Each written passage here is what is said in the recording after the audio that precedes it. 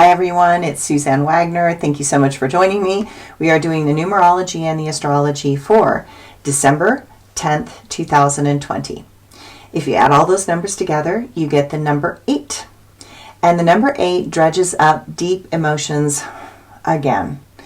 Emotions are connected to water, and water always flows one way or another.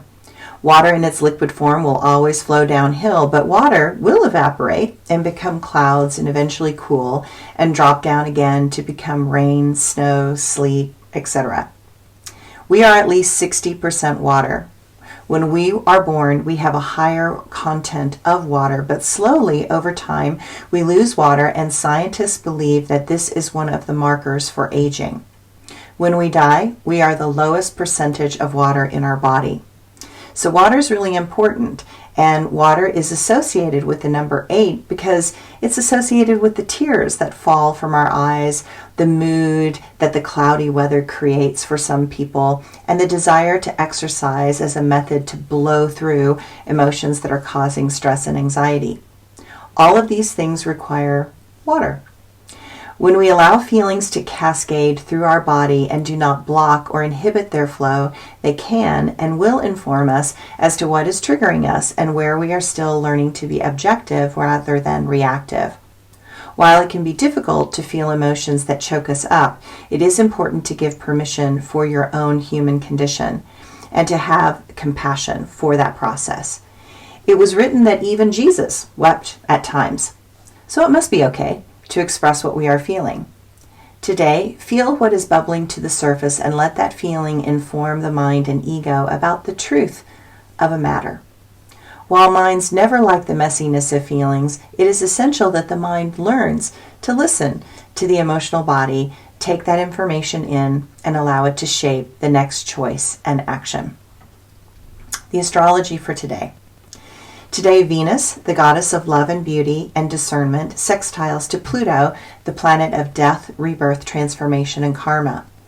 With the sun in optimistic Sagittarius heading towards a trine with Mars, the god of war, in Aries, it should be a day filled with fortitude, willingness, change, drive, and passion. Best to be super honest and authentic in all your actions and decisions. Pulling a fast one is liable to blow up in your face. There is just not a lot of wiggle room left for anyone wanting to play games that are a waste of time, regurgitated nonsense, or requires too much mental energy because it is something that has the intention to cause confusion. I personally just walk away from those types of people. Honesty counts. Today, it is time to take charge when there are those that intend to continue to cause confusion. Such people do not deserve your energy or intention. It is time for honorable and comfortable approaches moving forward. The tide has turned, and that motivation is right there for you to grasp and use for honest and integrous intent. It takes so much less energy to tell the truth. I believe that all of us have realized how exhausting it has been to try to follow lies around a circular track that's leading nowhere. Astrologically, some people may want to take the reins and lead. I wholeheartedly support that if that is what their intention is. But even with today's astrological push, there are still those aspects between Mercury and Saturn in the evening that delay success and continue to confuse communications. The moon is in Libra till bedtime, and then it goes into the intense sign of Scorpio. Expect tension to increase tomorrow, and those that are emotionally sensitive to be more reactive and triggered. As always, today is the reminder to be prepared. My quote for today: words matter, honesty counts, compassion is essential, and love is the breath that is life. And my blog for today. This is a day to take the reins and get going. To do that is helpful to tell ourselves the truth about what is niggling in our mind. It is often hard to actually know. That is why some need to just talk without interruption in order for them to sort out the myriad of things that are going on in their mind. Learning to listen, really listen, is very helpful in that dance of life. I think so often people have trouble being fully present. I think that sometimes people call me in order to have someone anyone be fully present with them and really hear them. I believe that humanity has a self-correct mechanism that often requires that many that have, I can say this, I believe that humanity has a self-correct mechanism, and that often requires in many that they talk things through. When you allow someone that process and stay fully present with them, tracking their story and pattern, then you pull them into full presence with your presence. That is how the truth can be revealed more quickly. The mistake many make is that they are not fully present. They are distracted when they are pretending to listen. They are impatient, and that adds a chaotic mix into an already confused mind. When we want someone to hurry up and finish their story, it somehow never does, right? Did you ever ask why? I think it's often because they are still trying to get to the root of something in their psyche, but the answer does not reveal itself to a chaotic mind. That is where a good listener comes in.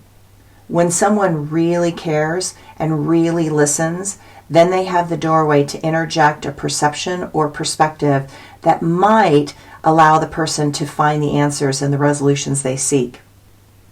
We can simply point out a door that they may not have noticed.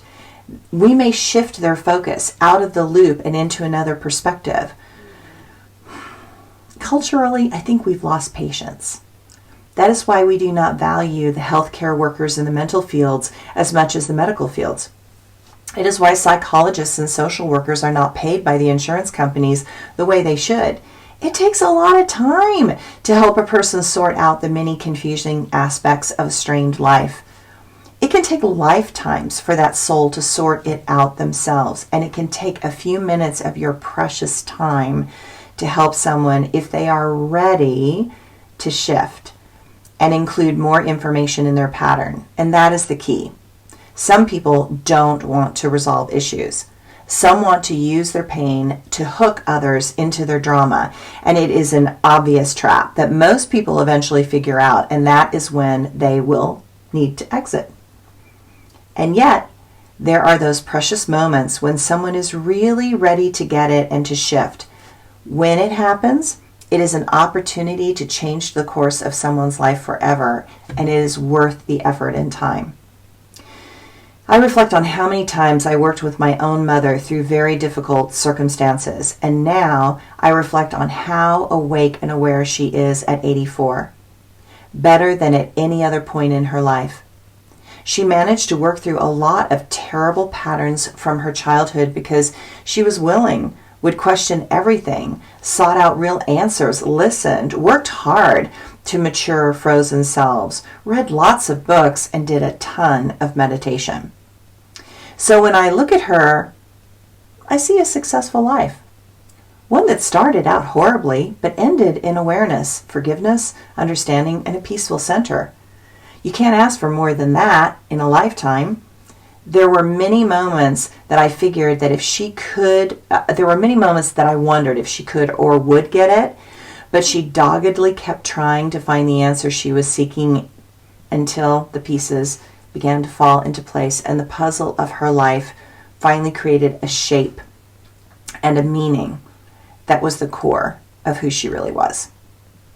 I share this because the process of healing trauma can take a lifetime, but that is why we are here, to work through the karmic suffering and to create meaning, understanding, acceptance, and joy from the events in our life.